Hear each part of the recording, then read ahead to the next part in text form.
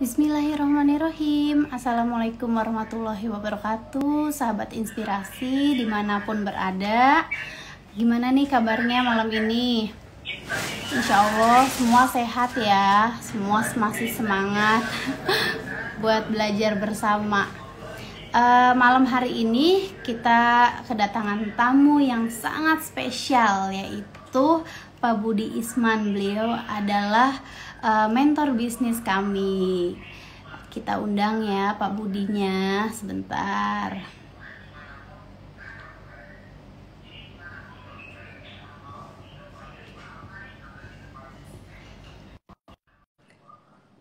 Waalaikumsalam. Masya Allah, seneng banget deh. Siap-siap ya. Siap-siap kertas sama catatannya, biar kita malam ini insya Allah banyak mendapatkan ilmu-ilmu yang sangat bermanfaat. Assalamualaikum warahmatullahi wabarakatuh, Pak Budi. Waalaikumsalam, apa kabar Sally? Apa kabar Pak Budi? Baik. Bisa dengar nggak suara saya? Aku sih dengar jelas. Gimana sahabat inspirasi Oke. semuanya? Suara Pak Budi dan suara aku gimana, udah terdengar jelas? Ya, mudah-mudahan bisa dengar itu. Iya, insya Allah. Pak Budi, aku kangen banget ini. Udah lama nggak ketemu. Iya, di mana Sally? Di Cirebon, Bali? Aku sekarang di Bali. Oh, lagi di Bali. Iya. Iya, kan udah netap di Bali kayaknya ya. Ini udah 1 tahun lebihan lah di Bali. Nungguin Pak Budi kapan nih ke Bali? Waduh, ini dia. Kalau udah naik pesawat sekarang nih lagi ngeri-ngeri sedap gitu. Ngeri-ngeri sedap, Jadi makanya belum pernah lagi travel saya, kecuali coba ke Bandung kemarin. Tapi naik mobil, habis itu saya nggak mau lagi. Mau di rumah aja dulu lah. Mungkin sebulan lagi coba lihat Iya ya Pak. situasinya. Iya, kalau Mas itu keluar-keluar mikirnya katanya mumpung belum rame, jadi dia mau liburan duluan, curi start mumpung belum rame. Iya, nggak apa-apa sih kalau apa ya, kalau naik mobil sih saya sih masih oke lah. Naik pesawat itu mungkin lebih apa ya, harus nunggunya lama gitu ya, prosesnya juga lama gitu. Jadi Benar-benar agak harus menyita waktu gitu. ya. Dina, kabarnya gimana Sally? Sehat-sehat ya? Ibnu, Iya, anak-anak? alhamdulillah Pak Budi sehat semua. Nyonya gimana Pak Budi? Apa kabar? Sehat kita. Ya itulah, mainan dengan cucu-cucu sekarang. Seneng banget. Iya, ya ampun. Nggak kerasa ini aku sama Pak Budi ini pertama kali ketemu itu tahun 2015 loh Pak Budi. Betul, udah lama ya. Waktu Udah itu lama di tempatnya Pak Bi ya, waktu itu ya awalnya ya. banget Pak Bi, terus akhirnya Pak Budi berkunjung ke Batik Trusmi ya Pak Budi. Ya, kita ke Cirebon. Bener. Terus akhirnya aku sama suami tuh banyak curhat gitu sama Pak Budi ya. Betul, keren banget lah pokoknya kalau ke sana itu. Masya Lihat pasangan Allah. muda yang sukses gitu ya. Nah, itu yang luar biasa. Jadi awalnya aku sama suami tuh punya mindset yang maksudnya kurang begitu luas gitu kan. Tapi ketika ketemu sama Pak Budi, ya kan, Pak Budi banyak cerita, Masya Allah luar biasa pengalamannya beliau ini tentang bisnis sih udah tidak diragukan lagi, karena beliau udah memegang perusahaan yang sangat besar gitu kan, dan alhamdulillah perusahaan ini Ya. berhasil ya kan. Makanya ini kita perlu banyak belajar nih dari Pak Budi nih tentang value bisnis. Waduh, saya sendiri masih banyak belajar nih dari Ibnu sama Sally gitu ya. Ngelihat anak-anak muda ini juga luar biasa. Jadi saya ini apalah, paling sisa-sisa ilmu yang ada kita bisa berikan gitu. Masya Allah. Aku salut banget loh sama Pak Budi. Maksudnya dengan ilmu yang segitu banyaknya Pak Budi tuh ini loh, nggak pelit berbagi gitu sama kita-kita. Pak Budi banyak membagikan ilmu-ilmu yang sangat bermanfaat yang kita-kita tuh awalnya nggak tahu gitu kan. Tapi karena pengalamannya Pak Budi yang sangat luar biasa, ya kan dibagikan kepada kita, akhirnya kita banyak belajar gitu Pak. Jadi malam ini nih aku pengen banyak nanya-nanya nih sama Pak Budi. Gak apa-apa ya Pak? Boleh. Ini mungkin signalnya Sally agak terputus-putus kali ya. Saya nggak tahu apakah karena saya aja atau teman-teman lain juga begitu ya. Iya. Coba teman-teman lain gimana? Kalau aku sih lancar-lancar aja di sini. Nggak tahu, barangkali teman-teman aku barangkali putus-putus atau di mana yang putus-putus. Ya tadi agak terputus-putus tadi Sally mungkin. Iya. Oh, alhamdulillah Mungkin jelas. apakah saya saja atau teman-teman yang lain juga gitu? Gimana teman-teman yang lain? Kita lancar atau agak sedikit terhambat? Oh, lancar, jelas. Lancar ya. Alhamdulillah kalau lancar udah bisa dimulai ya sharing kita. Oke. Iya, sip. Ini udah lancar ini kayaknya. Iya, alhamdulillah. Pak Budi, aku pengen ngucapin makasih banget. Pak Budi udah mau meluangkan waktu untuk sharing bareng kami nih. Alhamdulillah dengan kesibukannya Pak Budi mau meluangkan waktu gitu loh untuk kami. Makasih banyak Pak Budi. Insya Allah semoga sharingnya bermanfaat. Amin ya rabbal alamin. Ya. Amin, sama-sama. Senang bisa berbagi kalau memang ada manfaatnya, kenapa tidak ya? Iya. Yang pertama aku pengen tanya ke Pak Budi itu, Pak Budi kan udah pengalaman di perusahaan besar ya kan. Ini aku mau nanya value dari perusahaan besar itu apa aja sih yang maksudnya yang belum dimiliki oleh UKM gitu. Iya. Sebetulnya kan gini ya.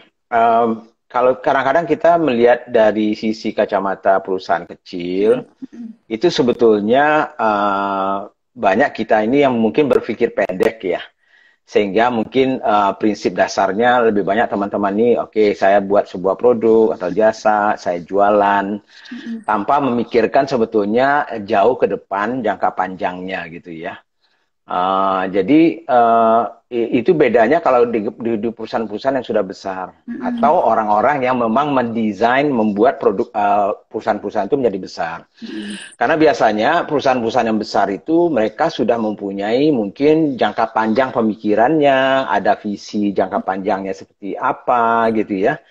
Nah sebetulnya mulainya dari situ sih, yang kalau saya tuh value itu mulainya dari situ sebetulnya. Jadi kalau kita cerita soal kalau cerita nilai dari sebuah perusahaan nantinya, tentunya itu ada teknisnya ya kita melihatnya. Tapi mungkin mulainya adalah Sally misalnya ya, Sally bangun Batik Trusmi sebetulnya. Tujuannya apa sih sebetulnya kan ya? Mimpinya apa? Kemudian apa sih manfaatnya mungkin untuk orang atau untuk konsumen kita gitu ya? Jadi kemudian apa yang membuat kita itu budaya apa atau apa namanya ya? Manfaat apa yang akan ada untuk konsumen kita, existence kita istilahnya. Jadi value itu kalau saya mulainya selalu dari DNA-nya kita. Kalau dari perusahaan, kita nggak cerita dulu produknya ya, produk dan jasa gitu ya. Kita cerita dari perusahaannya dulu gitu. Nah ada yang namanya DNA perusahaan, ada istilahnya sekarang ini banyak orang bilang DNA perusahaan atau DNA sebuah bisnis gitu. Sama kayak orang lah. Orang ini kalau lahir kan gitu ya pasti ada bedanya antara satu orang dengan orang lain. Nggak ada satupun di dunia ini orang yang sama. Betul. Karena ada DNA-nya. Nah itu juga yang membedakan sebetulnya mungkin sebuah usaha satu dengan usaha yang lainnya. Nah, jadi yang pertanyaannya adalah kenapa sih kita ada di dunia ini kalau kita lahir kan gitu ya. Ya jadi tujuan kita lahir di dunia ini apa? Sama dengan perusahaan. Perusahaan itu juga begitu. Kenapa dia lahir gitu ya? Apa tujuannya? Apakah hanya sekedar dagang untuk cari untung saja gitu ya? Atau ada misalnya fungsi-fungsi lain ya? Nah itulah yang sebetulnya yang saya namakan DNA-nya. Kemudian dibangun di situ di sekeliling DNA-nya itu nilai-nilai yang nantinya pada saat kita membuat produk membuat jasa atau apapun bisnisnya kita harusnya mengacu ke sana. Nah, sehingga nah nanti tentunya kita cerita value dari produk atau jasanya sendiri gitu. Tapi intinya itu dulu gitu. Nah, kalau kita sudah punya itu, biasanya itu kita punya pedoman ya, kayak pedoman hidup lah gitu ya. Jadi ya tergantung kita, misalnya kalau kita orang Islam, pedoman hidup kita mungkin ya Al-Quran, misalnya itu jadi acuannya kita. Kalau mungkin orang Kristen ada mungkin Bible ya dan segala macam. Jadi DNA itu existence-nya kita atau keberadaan kita di dunia atau kita membangun bisnis itu apa tujuannya. Nah, nilai-nilai yang ada di sekeliling itulah yang akan menjadi pedoman kita membuat produk, melayani konsumen yang mana. Nah, sehingga bisa kita lihat nantinya ada bisnis-bisnis itu yang berbeda-beda value-nya di antara satu dan yang lainnya. Nah, pengembangan dari nilai-nilai yang besar tadi, baru kemudian nantinya ada nilai-nilai yang diberikan ke konsumen melalui produk atau jasanya. Jadi medianya kita memberikan nilai ke konsumen itu melalui produk dan jasanya. Nah, kalau nilai itu bagus dan tinggi ya, dan kita bangun brand ya, brand itu intinya kan value-nya ya. Nah, maka itu adalah salah satu apa namanya istilahnya itu, salah satu nilai yang mungkin besar nantinya pada saat kita mengembangkan bisnisnya. Kalau dilihat dari sisi apa namanya uangnya lah gitu ya, nilai dari sebuah usaha itu sebetulnya juga tergantung ya kepada nilai-nilai yang dibawa oleh perusahaan itu, kemudian disalurkan melalui jasa atau produknya, dan memberikan solusi untuk konsumennya itu. Nah, disitulah itu yang namanya value. Nah, kita bangun tentunya value itu, sehingga dia menjadi value yang real nantinya. Nah, yang real itu adalah nilai perusahaan itu, nilai produk itu, kan gitu ya. Nah, itu startingnya lah Pak. Mungkin dalam diskusi kita malam ini mungkin tuh sebagai pemulanya kita bicara soal value. Kadang-kadang kita langsung bagaimana value produk saya di mata konsumen ya. Sekarang ini kan lagi banyak nih kita bicara soal itu. Benar. Iya sih, tapi pasti value dari konsumen ya, dari produk-produk itu pasti mengacu ke value yang paling tinggi di perusahaan itu. Nah, itulah yang mengacunya. Jadi banyak contoh-contoh yang saya lakukan, apakah itu di Coca-Cola misalnya ya, atau saya waktu di Sari Usada. Saya ingat sekali SGM dulunya ya. SGM itu waktu saya masih di Sari Usada itu, waktu saya baru masuk itu tahun 2015 gitu ya. Saya melihat bahwa nilai dari value yang ada di produknya SGM itu sudah mulai sedikit bergeser dari nilai intinya perusahaan itu. Nah, sehingga kita harus mereview kembali SGM itu Sari Usada itu dulu kenapa sih berdiri. Nah, ternyata saya bongkar-bongkar, saya pelajari. Ternyata misalnya Sari Usada itu berdiri tahun 57. Sudah lama gitu. Namanya Sari Delay waktu itu. Nah, di Sari Usada itu didirikan oleh pemerintah sebetulnya dulu. Sebelum dia menjadi perusahaan swasta murni gitu. Nah, jadi pemerintah dulu tahun 57 karena situasi ekonomi mungkin belum baik gitu ya. Nah, jadi pemerintah dengan UNICEF bekerja sama lalu memproduksi makanan pendamping bayi. MPASI-nya lah semacam itu ya. Jadi semacam bubur ya, bubur bayi untuk mengatasi kekurangan gizi tahun-tahun 57 itu. Jadi awalnya misinya itu misi sosial. Oh, Masya Allah, iya ya. Nah, kan gitu ya, untuk membantu itu. Nah, lama-lama tentunya baru berkembang, ada keluar merek SGM tahun 65 waktu ya. Tapi nilai istilahnya itu jiwa raganya Sari Usada itu atau SGM itu harusnya adalah jiwa raganya sosial tuh.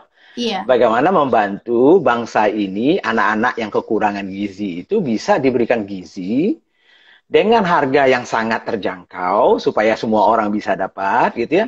Sehingga anak-anak bangsa Indonesia ini bisa berkembang seperti orang-orang lain dan menjadi penerus generasi anak bangsa ini.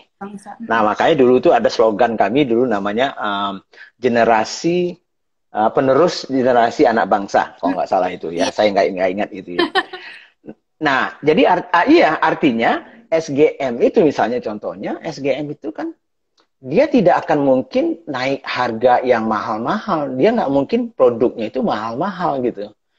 Karena value nilai yang dia kandung itu awalnya itu dari DNA-nya tadi itu. Nah, jadi itu yang ya, jadi kita menyelaraskan istilahnya, mensinkronkan antara value dari perusahaan itu, lalu value dari produk itu sendiri. Nah, nanti tentunya ada teknis-teknisnya. Kita memberikan value-value tertentu ke konsumen kita misalnya. Nah, itu ada lagi melalui produknya itu. Tapi itu secara umum. Jadi contohnya gini, kalau misalnya value yang ada yang saya sudah kita bongkar kembali DNA-nya Sariusada itu dulu misalnya, kemudian tiba-tiba kita mempunyai produk yang mahal. Nah, makanya dulu saya mungkin sering cerita di workshop saya pernah mematikan gitu ya produk yang namanya Vitalak. Nah, mungkin kalau masih ada yang ingat, mungkin ada produk susu anak-anak juga, namanya Vitalak. Nah, itu milik Sarusada juga. Cuman itu untuk kelas atas. Untuk kelas A dan B. Dan harganya mahal, bisa 4 kali lipatnya harga SGM gitu. Nah, padahal itu sudah menghasilkan sekitar 200 sampai 250 miliar setahu saya waktu itu setahun. Dengan margin yang luar biasa besarnya. Lebih bagus marginnya daripada SGM sebetulnya. Oke. Tapi itu saya matikan. Kenapa tuh? Hanya untuk memfokuskan diri, ya karena tadi itu, di luar dari DNA-nya. Kan gitu. Di luar dari apa nilai-nilai yang dikandung oleh perusahaan itu. Nah, jadi harus sinkron. Segmentasi pasarnya pun juga harus sinkron. Konsumen yang dituju pun bukan konsumen yang di atas. Nah, belum lagi soal fokusnya. Nah, bisnis kami SGM paling besar waktu itu ya. 85% sampai 90% itu SGM. Nah, sisanya itu waktu itu awal-awal saya masuk itu ya ada Vitalak, ada yang lain-lain. Tapi dalam strategi saya waktu itu kita membuat ya bersama-sama dengan tim tentunya, saya bilang bahwa ini bukan kita. Itu sama dengan kayak Rolls Royce membuat Avanza gitu misalnya. Kan kebalikannya itu. Iya benar. Nah, ya atau misalnya saya nggak tahu misalnya Wuling mau coba buat Rolls Royce misalnya. Ya itu mungkin bukan DNA-nya gitu. Iya. Tapi makanya mungkin value yang tadi itu banyak orang yang salah kaprah kadang-kadang karena gengsi seolah-olah kalau saya itu value yang tinggi itu seolah-olah saya harus mengeluarkan produk yang mahal. Salah kan gitu ya. Salah besar itu. Padahal value itu maksudnya adalah value itu sesuai dengan kebutuhannya konsumen kita, relevan dia terhadap problemnya, gitu ya. Kemudian tentunya ya unik terhadap produk itu, sehingga konsumen itu merasa oh iya ya, saya harganya. Kemarin saya dengan Pak Baskoro itu live cerita soal price value gitu. Yeah. Jadi kadang-kadang ada orang bilang bahwa, waduh, saya gengsi dong jualan SGM. Saya bilang, saya nggak gengsi jualan SGM. Malahan karena SGM itulah Sarusada itu besar gitu. Makanya nilainya bisa dari 4 triliun jadi 20 triliun. Itu karena fokusnya itu. Karena value-nya. Jadi kadang-kadang kalau saya malahan mengikuti misalnya dengan Vitalak yang ada itu, mungkin nilainya nggak seperti itu jadinya. Jadi value yang sinkron itu ya, sesuai dengan DNA-nya, kemudian tentunya ada misi-misi lainnya, maka itu yang membuat nilai tadi itu menjadi semakin besarnya. Tapi kalau saya mencoba mempertahankan tadi itu yang sudah keluar dari jalurnya tadi itu tidak sesuai lagi dengan value-nya kami, yang kita berikan ke konsumen yang bukan juga sebetulnya konsumen kami, maka mungkin saja nilainya tidak seperti itu. Benar. Nah, itu ya. Jadi hubungannya gitu. Dari mulai value yang besarnya, DNA-nya, bisnis kita, kemudian setiap produk atau jasanya ada value-nya, tapi value ini harus nyangkut gitu. Harus ada benang merahnya gitu ya. Antara value perusahaan yang secara total itu dengan produk-produknya kan gitu. Kalau enggak, pasti enggak mau. Misalnya ada produk misalnya gini. produk kita, value-nya perusahaan itu adalah value misalnya pengen menyelamatkan misalnya dunia ini, menyelamatkan lingkungan misalnya, ya. Nah, misalnya value-nya itulah contohnya ya, yang value umumnya gitu ya, value umum perusahaannya. Tiba-tiba dia membuat produk-produk yang memakai misalnya bahan baku kayu yang dicuri di hutan lindung. Misalnya dia memakai misalnya bahan-bahan baku misalnya yang dimana melanggar ketentuan-ketentuan lingkungan. Ya nggak cocok dong kan dengan nilainya dia. Iya benar. Jadi itu nggak sinkron namanya kan gitu ya. Walaupun mungkin menguntungkan toh. Wah, ini kan dapat bahan baku murah nih kan, barang selundupan sekarang murah, untungnya besar mungkin. Tapi kalau nggak sesuai dengan value yang awalnya yang besar itu, maka ya berarti ya kita nggak konsisten. Makanya brandnya bisa rusak kan gitu ya. Kalau brand itu kan masalah konsistensi, trust gitu ya, kata Pak Bi kan trust. Kalau trust itu kan hanya bisa dibangun kalau konsisten tuh. Iya betul. Nggak ada orang yang nggak, kalau konsisten berarti nggak bisa dipercaya tuh. Itu kira-kira Sally ya, itu gambaran kasar lah teman-teman. Mungkin ya agak sedikit berbeda malam ini saya cerita. Jadi kalau selama ini mungkin dengan Pak Baskoro Hadi ya, dengan modul value creation-nya itu memang lebih fokus ke misalnya ke produk dan jasanya. Saya mulainya dulu dari atasnya dulu supaya paham teman-teman ini bagaimana mengaitkan antara value produk-produk atau jasanya itu dengan value total perusahaan itu sendiri. Iya Pak Budi, aduh ini belum apa-apa kita langsung udah kayak masuk semua ini ya Pak Budi omongin. Karena jujur waktu aku belum kenal sama Pak Budi, jadi nggak nyampe gitu pikiran aku sampai di situ tuh nggak nyampe gitu kan. Jadi di pikiran aku, iya betul. Pak lu gak ada, apa yang lu mau gue ada, udah jual aja semua gitu kan. Yang penting untung. Betul. Untungnya Allah pertemukan sama Pak Budi, akhirnya kita banyak belajar dan di situ kita mulai fokus gitu kan, mulai konsisten. Betul. Gitu. Kita mau kemana nih? Betul. Perusahaannya kayak gitu kan. Jadi waktu awal juga kan nggak langsung besar ya Pak Budi ya. Waktu awal aku cuma UKM gitu kan. Tapi aku pengen banget menjadi perusahaan besar. Makanya aku dari waktu dulu kecil, aku sama Mas Ibnu udah buat visi dan misi. Sampai-sampai diketawain sama keluarga juga diketawain gitu kan. Kamu kan jualan kecil kan buat visi dan misi kayak perusahaan besar aja gitu kan. Tapi justru di situ gitu kan, karena kita pengen menjadi perusahaan besar, orang-orang kita pengen juga naik kelas. Iya, nggak kecil aja di situ. Yang kedua, waktu itu aku juga sempet kayak nggak konsisten gitu kan, nyoba bisnis lain. Ya, bisnis lain itu untung sebenarnya Pak Budi, ya kan? Tapi ketika disadarin sama Pak Budi, DNA-nya mana gitu kan? Ya udah aku matiin tuh bisnis yang kekinian itu gitu kan, yang cuma sementara itu aku matiin. Akhirnya aku kembali ke fokus aku ya di tempat wisata oleh-oleh di Keranjang Bali ini ternyata lebih sangat menguntungkan ya. Iya. Jadi itu tapi sebenarnya itu keputusan yang sangat sulit. Betul. Jadi kalau saya ingat ya kita ketemu waktu itu.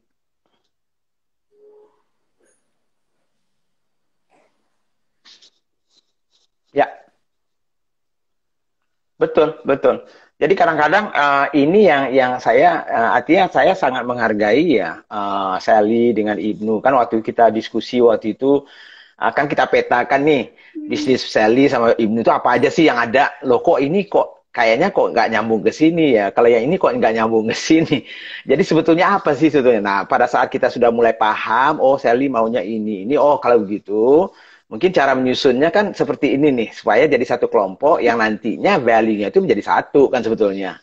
Iya, jadi lebih mudah kan gitu ya. Dan ini kadang-kadang yang nggak tahan orang adalah pada saat misalnya kita sudah membereskan bisnis yang banyak itu menjadi lebih fokus, kadang-kadang kita kan selalu bilang sayang ya. Sayang ya, ini ini sayang ya, Bener. kalau itu dilepas ya, ini sayang dilepas. Padahal ya kembali saya katakan, saya saja produk Vitalac yang nilainya 200 sampai 250 M nanti saya matikan gitu.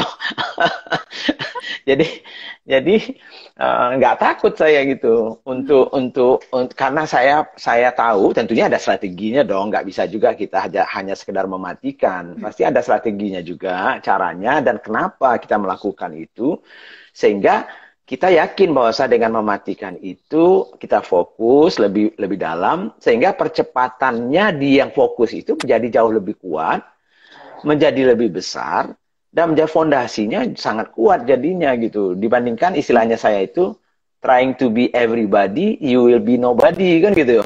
Kita mencoba semuanya, tapi ya semuanya sedikit-sedikit lah, sini sedikit, sini sedikit. Akhirnya kita nggak pernah dikenal orang. Ya. Iya. Nah, kalau Sally kan udah dikenal orang ya. Jadi misalnya batik Trusminya di Cirebon dengan keranjang Balinya di Bali ya. Tapi kan itu kan kalau sudah fokus ke satu apa namanya, satu nilai ya, satu value dan juga mungkin satu kategori ya. Di mana ya kita bisa fokus di situ. Nah, memang ada juga orang yang bilang gini. Tapi Pak, kadang-kadang risikonya kan juga ada seperti sekarang nih. Ya, dengan kondisi COVID seperti ini, kan ada risikonya, betul. Tapi ingat bahwa kita kan nggak pernah tahu risiko ini. Nggak ada orang yang menyangka ini ada, kan gitu ya. Jadi kita memang harus tetap optimis karena menurut saya ini adalah kondisi anomali ya, yang jangan sampai gara-gara hanya anomali ini kita akhirnya membanting jauh gitu ya dari sebetulnya potensi dari bisnis yang sudah kita bangun value-nya secara total, kemudian tinggal kita membuat produk-produk atau jasa yang sesuai dengan tadinya kebutuhan-kebutuhan konsumen yang kita sasar itu gitu. Iya benar Pak Budi. Di kondisi pandemi seperti ini kan banyak yang kayak banting setir gitu kan, yang usahanya belum bisa normal, belum bisa jalan gitu. Kalau misalkan kayak yang aku lakukan, menurut Pak Budi seperti apa nih? Kita kan sekarang switch bikin masker kain batik, gitu. Menurut Pak Budi itu masih masuk satu kategori apa udah keluar jalur tuh? Ya, masih masuk menurut saya. Nah, ini ada strategi. Jadi ada orang yang bilang bahwa pivot istilahnya, pivot kalau dalam bahasa Inggrisnya ya. Jadi pivot itu seolah-olah kita keluar dari jalur, loh kok bisnis pariwisata dan segala macam kok buat masker. Iya. Tapi cerdasnya Sally dengan Ibnu, ini karena ini ada kebutuhan ini, tapi masih dikaitkan dengan benang merah yang batiknya misalnya, masih ada kaitannya itu dengan DNA awalnya, sehingga value nanti misalnya kita memberikan value apa sih terhadap maskernya yang Sally keluarkan itu bisa juga kita ciptakan value yang berbeda dengan masker-masker yang lain. Kalau yang lain misalnya value yang diberikan itu adalah misalnya misalnya yakin virusnya tidak akan masuk misalnya ke tubuh kita dengan masker itu. Mungkin itu value salah satu misalnya kompetitor misalnya. Yeah. Untuk Sally mungkin bukan itu value yang diberikan karena itu sudah punya orang yang punya keahlian di situ. Karena Sally itu lebih fokus yang misalnya di batik, mungkin value-nya itu adalah value dari sisi misalnya apa ya namanya ya, misalkan batik tulis gitu, happiness. Benar. Betul. Jadi artinya bukan boring namanya apa ya. Kan ada bosan juga orang melihat masker itu aja semuanya kan itu ya. Jadi kita memberikan value sambil kita menjaga sehat ya kan itu. Tapi orang yang berbeda happy. Ya, yang membuat orang itu misalnya happy lah misalnya dengan memakai itu. Misalnya jadi value dari maskernya itu adalah happiness-nya. Jadi orang memakai maskernya Sally bukan soal kebutuhan dia untuk menutup itu karena ada COVID-nya, tapi karena dia merasa yang kalau saya pakai yang batik seperti ini saya lebih happy misalnya ya. Iya. Sehingga kalaupun tidak ada COVID, ya mungkin kalau nggak ada COVID pun Mm-mm. Betul.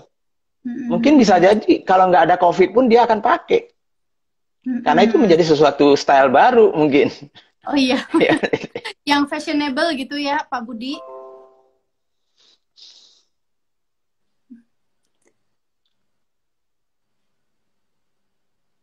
Gitu. Mm-mm, betul, betul, betul. Ya, ini oke, udah sinyalnya gimana? Udah bagus? Tadi agak sedikit terjeda. Ya, Ya, nge-lag ya. iya benar, agak nge-lag sedikit, Pak Budi. Ya, Ya, semoga lancar. Ya, Pak Budi.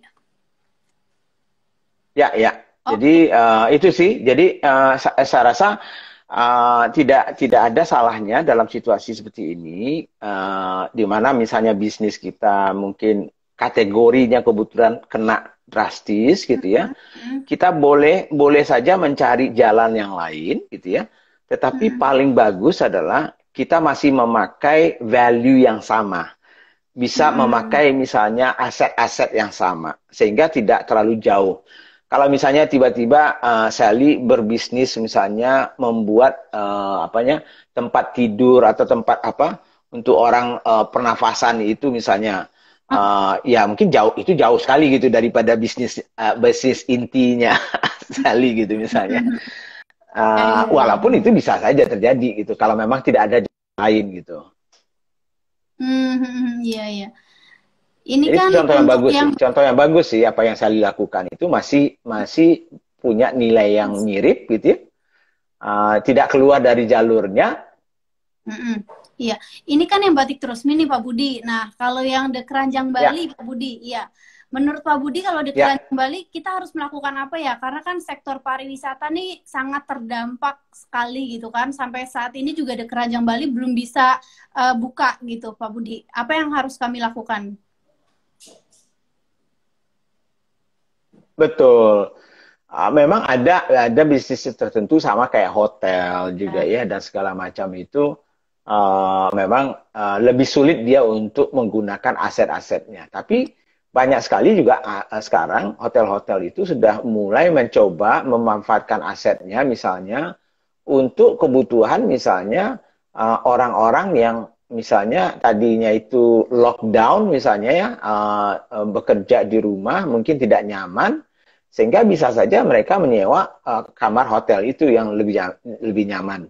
Tapi dengan catatan misalnya mereka menjamin bahwa kebersihannya, soal sanitasi, higienisnya sendiri gitu ya, itu bisa terjamin. Jadi dia mencoba mencari manfaat yang berbeda gitu ya, Hmm, tetapi memakai aset yang sama gitu ya.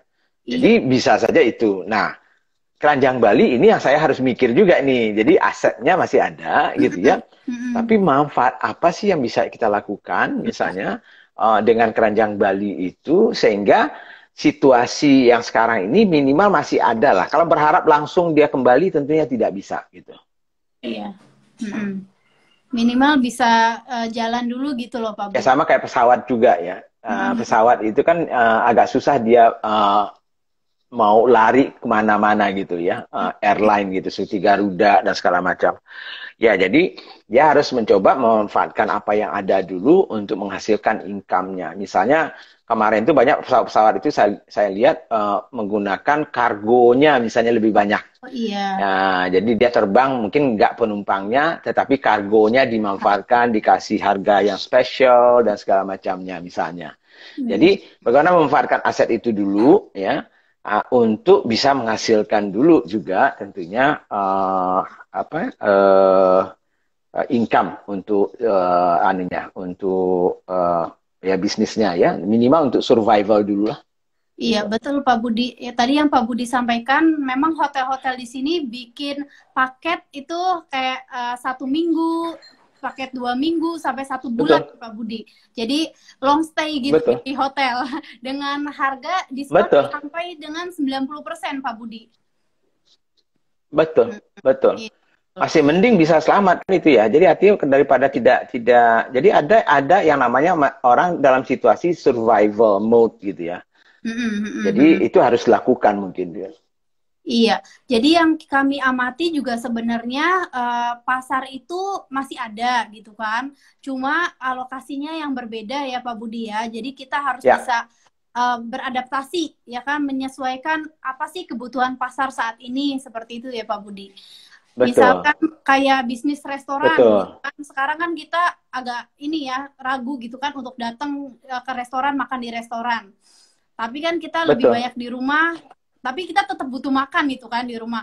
Nah, gimana caranya restoran tuh bisa switch ke misalkan bikin frozen food yang bisa dikirim ke seluruh daerah gitu ya Pak Budi? Bisa banget. Jadi mungkin Sali masih ingat ya Bakpia Tugu Jogja misalnya ya.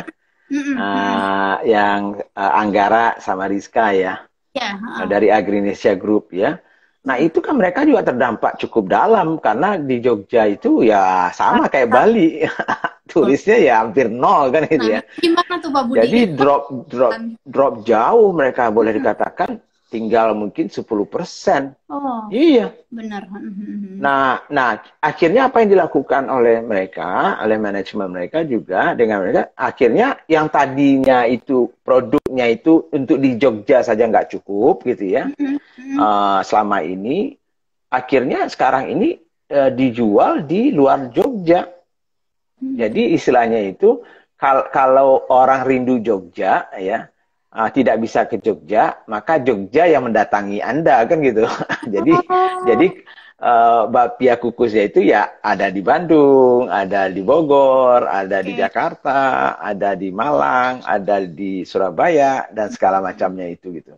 Karena itu salah satu cara untuk bisa survive ya. Kalau dulu kan memang nggak boleh keluar itu produknya dari Jogja kan dulu. Tapi dalam kondisi yang darurat seperti ini, ya suka nggak suka harus mencari jalan gitu. Nah akhirnya masih bisa lah mungkin ya kalau saya lihat kemarin itu kan kami meeting juga setiap sebulan sekali ada meeting ya sama timnya di sana. Itu memang drop sampai April itu dropnya cukup jauh gitu. Tapi sekarang sudah kembali loh Sali. Jadi sekarang udah kembali udah ke atas. Jadi kayak kurva V gitu ya. Dia turun ya bulan Februari, Maret turun, April itu paling parah lah pokoknya. Hampir semua orang. Nah, tapi setelah itu bulan Mei mulai naik. Bulan Juni naik, Juli naik. Nah, tadi saya lihat malah kemarin Sabtu Minggu kemarin itu saya lihat di Bogor kehabisan produk malah. Di Bogor, di Bandung. Iya, udah kembali. Jadi ya saya nggak tahu apa kembali 100% enggak. Tapi sudah mulai kembali gitu. Jadi perlu waktu untuk itu. Nah, tapi kembali ke cerita kita yang hari ini soal value ya. Cuman orang akan tetap mau membeli produk itu karena ada value yang ditawarkan yang unik dan relevan untuk konsumennya. Nah, itu dia. Jadi kan gitu. Penting banget nih. Iya, ya kalau enggak ya mau dijual di mana juga ya nggak laku kan gitu. Iya betul. Akhirnya motong-motong harga aja gunanya, potong-potong diskon aja. Ya buat apa diskon aja? Ini nggak ada pakai diskon gitu ya. Ada itu. Iya Pak Budi. Jadi kita juga nggak kaku-kaku banget ya, nggak terlalu idealis kalau memang kondisinya seperti ini. Misalkan, loh ini kan makanan oleh-oleh, harusnya memang khas Jogja misalkan, bakpia Tugu khas Jogja ya harus dijual di Jogja. Tapi kalau kondisinya memang seperti ini ya kan, nggak apa-apa kita kayak jemput bola ya kan, jadi akhirnya hadir di Bandung ya kan, mungkin di Bali juga bisa. Iya. Dan akhirnya pasar juga ini ya, jadi bergairah lagi ya. Karena produk itu sendiri udah punya value. Betul. Orang sudah mencari sebetulnya, tapi mereka kan nggak bisa ke Jogja. Nah, sekarang mereka didatangin. Tetap aja sekarang ini. Jadi saya lihat pantau hari Sabtu Minggu kemarin kan kebetulan masih masa libur ya mungkin ya karena ada Idul Adha ya mungkin ya. Itu sudah mulai bergairah loh Sally. Orang bawa produk ya, bawa oleh-oleh dan segala macam. Jadi itu bagus. Nah, yang mungkin juga harus dipertimbangkan adalah memang walaupun kita memang khas itu misalnya turis itu kadang-kadang kan memang agak rentan ya karena kalau nggak ada turis bagaimana? Jadi harus juga dibangun cara membangun value-nya tadi itu ya, yang bisa untuk bukan hanya turis yang keluar dari luar kota, tetapi mungkin untuk orang domestik juga gitu. Iya, iya, iya. Nah makanya kalau dilihat kalau dilihat misalnya apa yang dilakukan oleh Agrinesia Group ya, itu sebetulnya value yang mereka berikan itu cocok untuk bukan hanya untuk turis dari luar kota, tetapi sebetulnya cocok untuk juga orang-orang yang dalam kota ya yang mau berkunjung ke temannya, mau ke tempat mertuanya dan segala macam membawa sesuatu gitu. Makanya akhirnya misi dan DNA-nya dikelilingi istilahnya saya itu value yang diciptakan itu atau DNA-nya atau apapun namanya ya visinya kita maunya mereka itu kan caring and sharing itu jadinya gitu. Iya ya. Jadi dia tidak lagi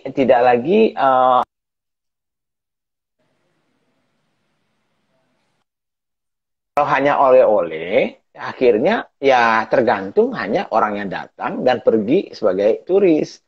Tapi kalau dia misalnya caring and sharing misalnya ya mereka melakukan itu, maka sebetulnya orang dalam kota pun yang sebetulnya mungkin lagi pengen berkunjung ke keluarganya yang sakit misalnya.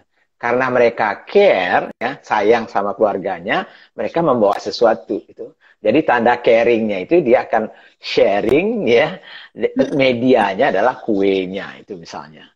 Nah, jadi sehingga ketergantungan terhadap turis itu menjadi lebih kecil. Dan pasarnya makin besar, tapi value-nya bisa diterima oleh baik turis ya maupun orang lokal yang sebetulnya prinsip dasarnya value yang itu adalah caring and sharing-nya itu. Wah, keren banget Pak Budi. Mau dong The Keranjang kayak gitu juga. Perlu belajar lebih Iya dong. Ya harusnya kan iya jadi. Iya. Iya, karena pengalamannya mereka kan juga begitu, sangat ketergantung betul ke turis banget, bagus sih.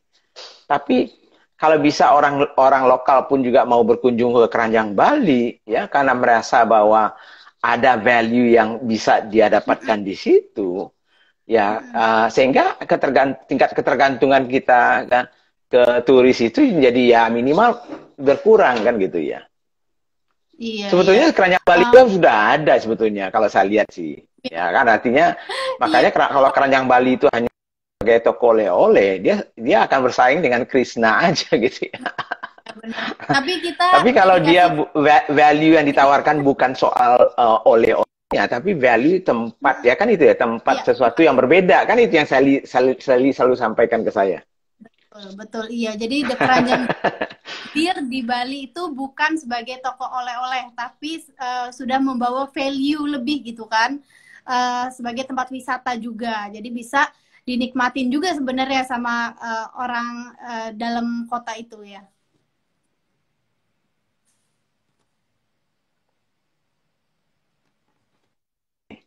Ngadat ini anunya. Iya, iya Apa? di muter-muter, Wifi-nya ya. sedikit muter-muter. Ya, jawab pertanyaan teman-teman di sini juga. Iya, boleh Pak Budi. Hilang sebentar Boleh tadi. Boleh Iya, Pak Budi iya, betul. menjawab pertanyaan dari teman-teman di sini? Pak, bagaimana? Nah, ini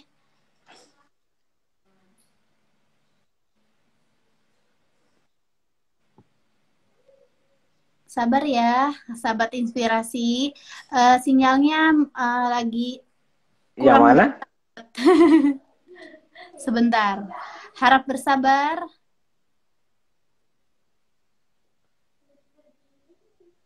Ya. Iya, lagi terjeda sebentar ya. Oh, oke. Ini ada yang bertanya, Pak Budi. Maksudnya DNA bisnis itu detailnya seperti apa ya Pak? Katanya. Kayak gitu. Ya. Ya. Pak Budi. DNA bisnis itu apa? Gimana tadi? Maksud DNA bisnis itu detailnya seperti apa katanya Pak? Detailnya DNA bisnis. Pertanyaan dari Muhammad Anang. Oke, DNA bisnis itu ya sama sebetulnya analogi yang saya sampaikan sama seperti orang. Bisnis ini seperti manusia gitu. Jadi bisnis kalau kita mau maju tentunya kita harus punya DNA sendiri. Jangan sama dengan orang lain kan gitu ya. Sebab kalau kita sama dengan orang lain maka kita menjadi komoditas. Itu kan prinsip dasarnya. Karena nggak ada value yang lain yang kita tawarkan ke orang gitu ya. Jadi DNA itu sebetulnya adalah semacam budaya, tujuan, dan strategi dari bisnis secara umum, arahnya mau kemana. Kan gitu ya. Mungkin saya cerita soal SGM tadi itu sebetulnya adalah sudah jelas misinya apa kan gitu ya. Sudah jelas misinya itu adalah untuk membantu ya anak-anak Indonesia ya yang mungkin kurang mampu ya sebetulnya untuk membeli produk-produknya untuk menambah nutrisinya mereka karena mereka juga adalah anak bangsa yang perlu mendapatkan nutrisi yang sama sehingga bisa menjadi tadi itu mungkin pemimpin-pemimpin bangsa di masa depannya gitu. Jadi itu DNA-nya dia. Jadi bisnisnya tentunya bisnisnya akhirnya bisnisnya Sarusada itu harus sekitar DNA-nya itu. Nggak akan keluar dari situ gitu. Nah, itu yang perlu diingat. Jadi ya. Misalnya betul, Sarusada tidak mungkin membuat pesawat misalnya, nggak mungkin membuat sepeda misalnya. Dia akan bermain di anak-anak gitu ya. Dan nutrisi misalnya kan gitu ya atau ada hubungannya dengan anak dan ibu gitu ya jadi paling di situ di sekitar situ itu jadi DNA itu fungsinya itu dan itu yang membawa kita artinya itu istilahnya saya itu apa ya jiwa raganya ya iya benar nyawa DNA itu jiwa raganya itu ya kalau saya misalnya DNA saya mungkin guru gitu ya karena mungkin dari dulu orang tua saya betul dari dulu orang tua saya guru keluarga saya guru dan dulu keinginan saya pengen jadi guru cuman nggak bisa gitu karena saya pikir mungkin saya harus cari uang dulu supaya saya ngajar itu nggak cari uang lagi gitu ya. Daripada saya ngajar karena guru itu ya kurang lah anunya ya pendapatannya kasihan juga gitu ya padahal mereka mulia sekali nah itu kan jiwa raga saya itu. Nah, jadi apapun yang saya lakukan sekarang ini sebetulnya adalah untuk ke sana. Tujuan utama ya, Pak Budi ya. Pengen sharing, pengen berbagi, ya kan, pengen menjadi guru lah gitu kan. Ya, Pak Budi, ini ada yang nanya nih. Kalau kondisi seperti ini. Ya. Iya Pak, menurunkan harga atau memberikan diskon hingga gratis ongkir itu dengan bisnis yang sama itu nanti bisa menjatuhkan brand atau enggak? Jadi value-nya bisa berkurang nggak tuh bisnisnya? Kalau kita, kalau kita menurunkan harga, katanya memberikan diskon, itu gimana menurut Pak Budi? Perlu nggak sih Pak Budi dilakukan seperti itu?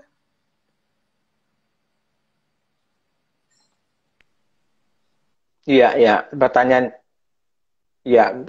yang bagus ya. Bagi kami selalu bahas ini dengan Pak Baskoro juga ya, bahwa sebetulnya fungsi diskon itu misalnya ya kita memberi diskon itu harusnya fungsinya adalah tactical namanya, taktis gitu ya, dan tidak berkepanjangan. Jadi mungkin kalaupun ada kondisi-kondisi tertentu saja yang itu mungkin jangka pendek yang perlu kita lakukan. Jadi saya tidak melarang ada diskon.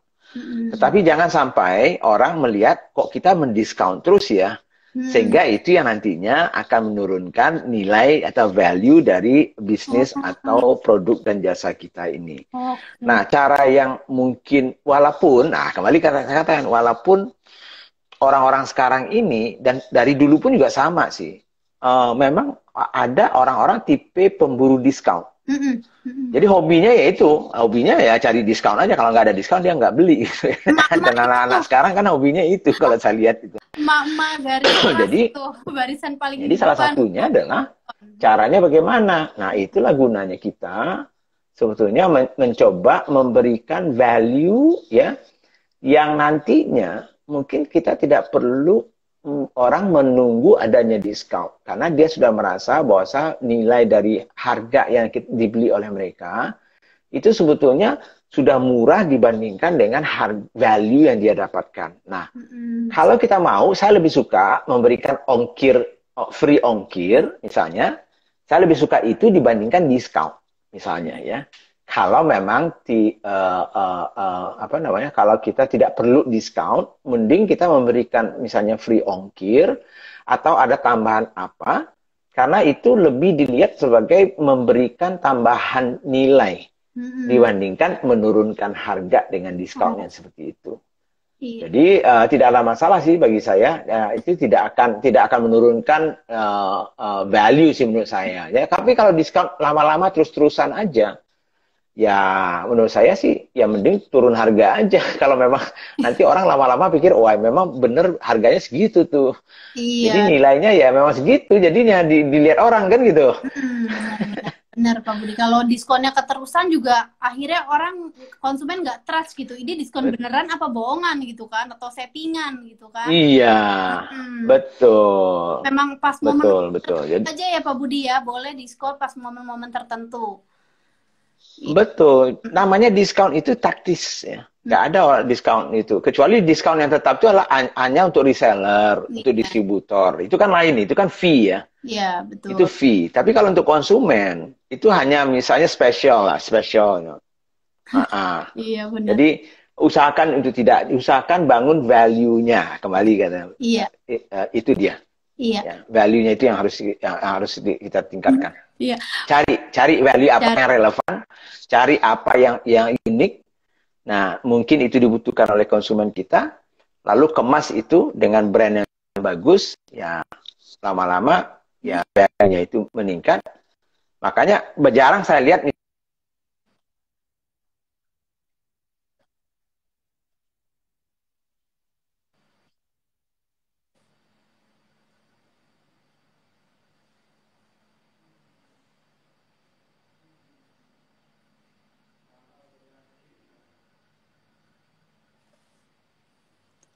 Sabar ya, ini sedikit buffering. Sinyalnya masih OTW. Ya, halo semuanya, makasih ya. Bentar lagi. Oke, sebentar. Sebentar lagi. Kita undang Pak Budi. Sebentar ya, ia lagi terjeda. Kita undang Pak Budi lagi untuk menuntaskan sharing kita malam ini. Iya, OTW. Iya, berdoa sebentar lagi. Semoga lancar ya kan.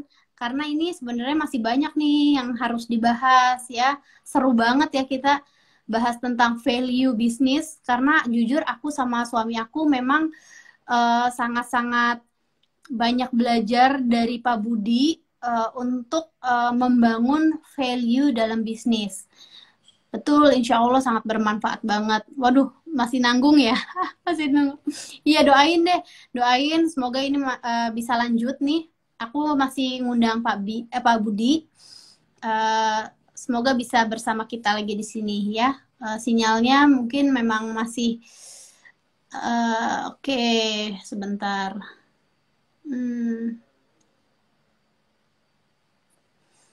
Iya, pas seru-serunya. Aduh. Jadi teman-teman semua gimana? Udahkah mendapatkan ilmu-ilmu ya kan? Pak Budi. Iya, ini katanya Putus-putus masih kayaknya pada ya setia tadi ya. menunggu. Iya, katanya ditunggu kelanjutannya, masih nanggung. Tuh, siap menunggu pas lagi seru-serunya, katanya. Waduh, keren banget nih Pak Budi. Iya, Pak Budi, semoga sinyalnya lancar ya. Iya, Pak, sebentar ya, lagi terjeda sedikit lagi. Oh, sudah lancar. Iya, alhamdulillah kita bisa nyambung lagi nih sama Pak Budi. Ya, Pak Budi, Iya, ini sinyalnya kayak kurang ini ya. iya nih sebentar lagi. Pak Budi, kita kan masih pada penasaran nih sebenarnya, ya kan? Kayak Ya. gimana?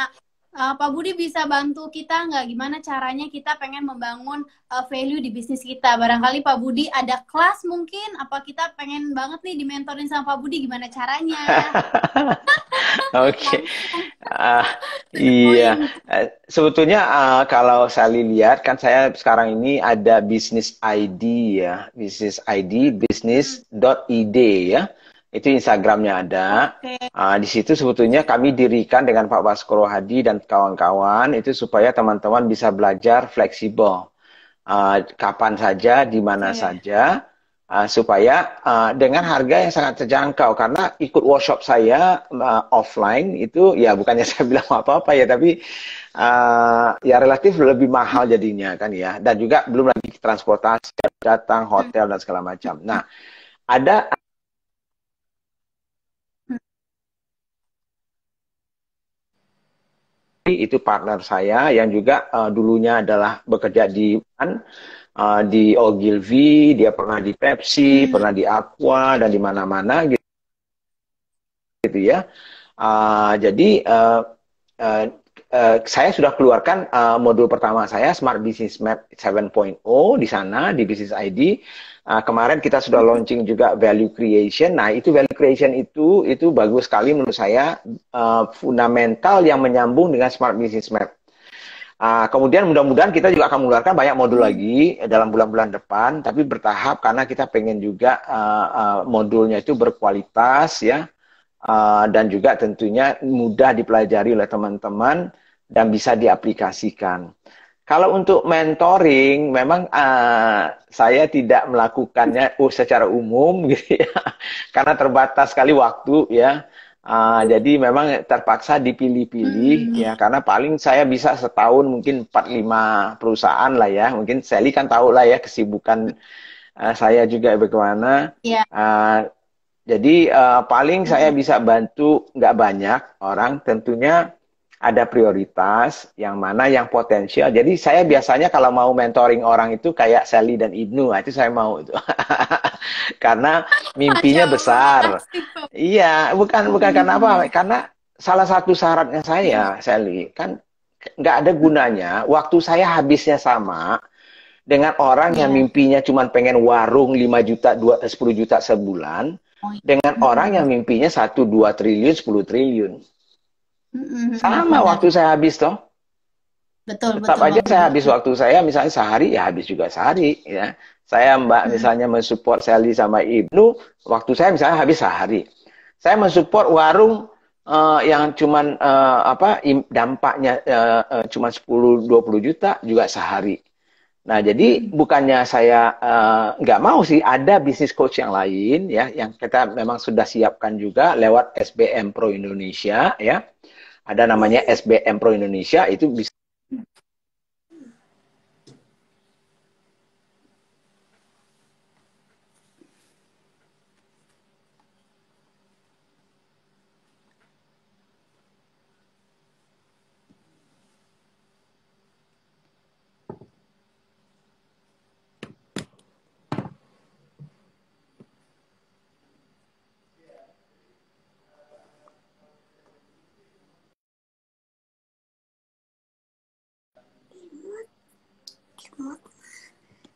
Iya, teman-teman semua, mohon maaf ya, sinyalnya uh, kurang bersahabat. ya kan?